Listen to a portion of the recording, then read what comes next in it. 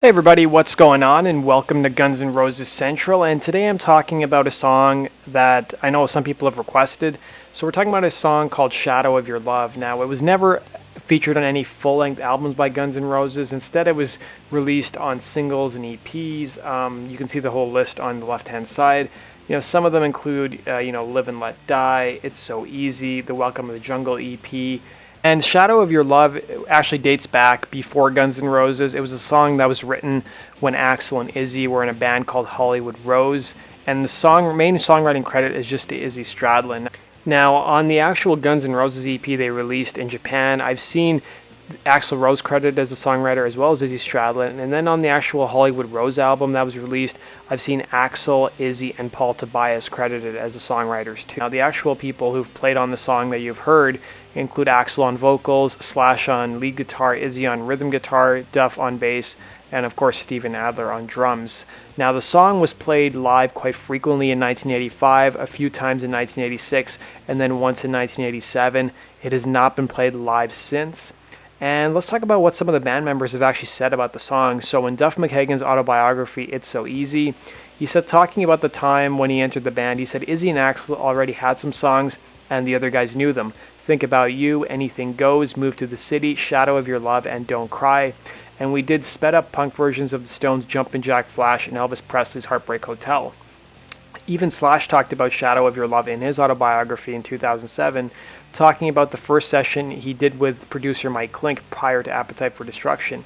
He said, "We did one session with Mike Klink and recorded Shadow of Your Love, which was the best song in the set the first time I saw Hollywood Rose. Our version didn't make the album, but it was eventually released on a Japanese EP." So the EP Slash is referring to, it was called Guns N' Roses. It was a second EP by Guns N' Roses released in 1988 in Japan. And it featured Sweet Child of Mine from Appetite for Destruction, plus tracks that had been previously released of the 1987 maxi singles It's So Easy and Welcome to the Jungle. So the following track lists include It's So Easy, Shadow of Your Love, Move to the City, Knocking on Heaven's Door, Whole Lotta Rosie, and Sweet Child of Mine. Now, on this EP, tracks 1, 4, and 5 were actually recorded at Guns N' Roses' infamous gigs at the Marquee Club back in 1987. And tracks 2 and 3 sound like live recordings, but they actually are studio recordings with overdubbed crowd noise, including Shadow of Your Love. So Rolling Stone did an article about the 10 best unheard Guns N' Roses songs, or unofficially released Guns N' Roses songs. And Steven Adler had this to say about the song. He said, "The first song we played in rehearsal was Shadow of Your Love, and Axl showed up late," Steven Adler once said. "We were playing the song, and right in the middle of the song, Axl showed up, and he grabbed the microphone and was running up and down the walls screaming. We knew right then what we had." And then in 1986, Guns N' Roses started to audition several producers for Appetite for Destruction, and of course it landed on Mike Klink, and Slash had this to say about him, saying he captured the essence of Guns N' Roses, according to Slash. For reasons unknown, the ripping track came out only as a B-side and with fake crowd noise added at that.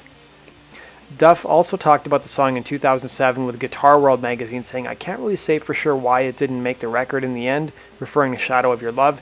"It was just a real simple, good rocking song, but I guess it wasn't seasoned as a lot of the other material, and probably Axl didn't quite see the potential in it." Now, according to the book, The Listener's Guide to Nazareth, as you guys know, Nazareth was a huge influence on Guns N' Roses. In fact, they covered Hair of the Dog on their 1993 album, The Spaghetti Incident, which I've also done a full true story episode of. You guys can go check out.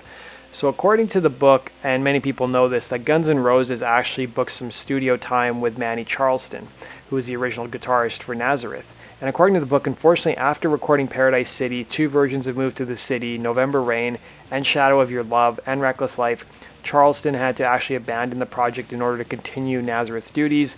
The material was re-recorded for the release of 1987 Appetite for Destruction, in which Charleston was actually thanked in the credits. Now, around February of 1998, the same month that Axl got arrested, and basically it was the first public picture people had seen of Axl in a couple of years, he got hit with a lawsuit by his ex-Hollywood Rose bandmate Chris Webber. So Chris Webber sued Axl Rose, basically claiming that Chris Webber co-wrote 2 songs that he did not receive credit for, including Shadow of Your Love and Back Off Bitch. As you guys know, Webber and Rose played together in a band called Rose in 1983, and then Izzy Stradlin joined the group a short time later, and then the name was changed to Hollywood Rose. They split up not long after, with Rose going on to front, of course, LA Guns, and eventually Guns N' Roses. Now, this wasn't the first lawsuit that he filed against Axl Rose. Now, Weber was credited with 3 songs recorded by Guns N' Roses and included on early albums. Weber later launched court action that was resolved in 1991 involving these songs. Now, the songs that Chris Webber's actually been credited as co-writing for Guns N' Roses include Anything Goes off Appetite for Destruction, Reckless Life, and Move to the City, and he eventually did get his name added to Shadow of Your Love as well. As far back as 1998, reports started to surface that Weber was planning on releasing Hollywood Rose material and that Axl had actually blocked him from doing so, but at that time Weber told press sources that he didn't want to release the old tapes and that he only had called Guns N' Roses manager Doug Goldstein to let him know that he had them, but was immediately warned he would not be allowed to release any of the material. And Guns N' Roses manager Doug Goldstein around the same time told the LA Daily News that he's talked with all of his clients and they all deny that Weber co-wrote the songs. One of the songs says Goldstein was written before Axl Rose and Weber even knew each other. Even around the same time, a spokesperson for Geffen actually dismissed the lawsuit as a nuisance suit, saying whenever a band sells millions of records, you can count on frivolous publishing lawsuits following right behind. Now, several years later in 2004, the actual Hollywood Rose tapes finally surfaced and were released publicly. So they were called The Roots of Guns N' Roses. They referred to it as a historical and monumental musical document with the very first demos recorded by Axl Rose and Izzy Stradlin before they became Guns N' Roses.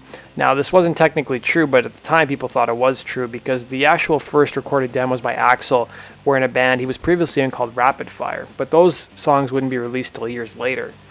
So Hollywood Rose, The Roots of Guns N' Roses would actually feature a total of 5 songs, and then there would also be some remixes by former Guns N' Roses member Gilby Clarke. So the story of Hollywood Rose began when LA Guns founder Tracy Guns introduced guitarist Chris Webber to Izzy Stradlin in the parking lot of the Rainbow Bar and Grill. After jamming together at Izzy's place, the two decided to form a band and recruited vocalist Bill Bailey, who's better known as Axl Rose. Together they drew inspiration from the diverse musical scene emerging in Hollywood, and with the help of drummer Johnny Christ, recorded a demo under the name Hollywood Rose. And then for years these demos basically remained in the vault, never appearing on CD, and then Cleopatra Records actually helped bring these recordings to the masses. As a special bonus, of course, Gilby Clarke took those recordings back into the studio and polished up the rough edges. And not only that, but Cinderella drummer Fred Curry actually remixed some of the songs too. As you guys know, he briefly filled in for Steven Adler when Guns N' Roses was on the road in 1987. And he was also at the Guns N' Roses reunion show at the Troubadour last April. He actually tweeted about it saying, "Saw Guns N' Roses tonight," and said they were great as usual.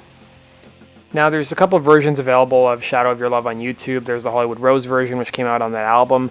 There's, of course, also the unreleased demo, and then there's the B-side, which has appeared on some of the previously released EPs. So I've linked to them down below. You guys can go check them out. And then there's also 2 live versions that you guys can watch of Shadow of Your Love back in the club days. One's from 1986 at the Roxy, and the other one is courtesy of Mark Cantor from the Troubadours. So you guys can go check those live versions out.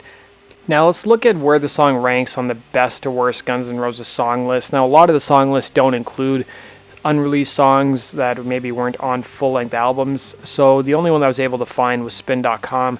They were not fans of the song. They ranked it as 78 out of 80 songs or so. And they said Guns N' Roses don't have a ton of non-album B-sides, and based on their thrashy throwaway Shadow of Your Love, we wouldn't be missing much with them anyways. It's an interesting look at what GNR might have sounded like, with Motorhead as their guiding light instead of Aerosmith, but not one that leaves enough of an impression to inspire much second-guessing. Now, Motorhead, of course, was a big influence on Guns N' Roses, I think more so on Slash. As you guys know, Slash played on Motorhead albums. He had actually played with Lemmy live and actually gave a eulogy at his funeral as well.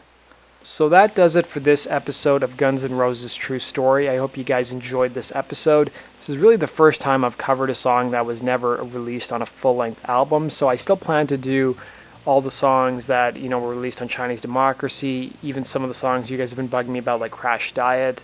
And of course, I'm getting around to Appetite and GNR Lies. So I'll eventually get there, guys. But let me know what your thoughts are on the song.